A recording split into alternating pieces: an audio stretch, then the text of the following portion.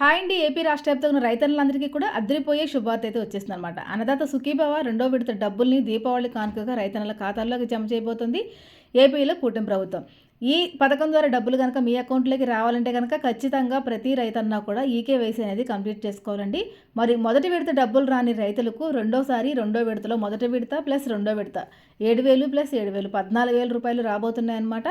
దీంతో పాటుగా పీఎం కిసాన్ సమ్మాన్ నిధి యోజన నుంచి 21వ విడత డబ్బులు 2,000 రూపాయలు కూడా జమ కాబోతున్నాయి. మరి రాష్ట్ర వ్యాప్తంగా ఉన్న రైతన్నులందరూ కూడా ఈ యొక్క పథకాన్ని అక్టోబర్ 18వ తారీఖున మీ యొక్క ఖాతాలోకి జమ కాబోతున్నాయండి.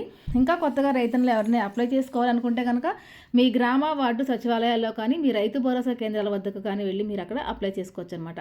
దీనిపైన మీకు క్లారిటీగా సమాచారం కావాలి అనుకుంటే కనుక వీడియో పైన ప్లే బటన్ మీద క్లిక్ చేస్తే పూర్తి చూడండి, మీరు అయితే చూడొచ్చు. ఇలాంటి మంచి మంచి ఇన్ఫర్మేటివ్ వీడియోస్ కోసం తప్పకుండా ఛానల్ని సబ్స్క్రైబ్ చేసుకొని పక్కన ఉన్న బెల్ ఐకాన్ ఆన్లో ఉంచుకోండి. మరొక మంచితో మళ్ళీ కలుసుకుందాం. అంతవరకు సెలవు, నమస్తే.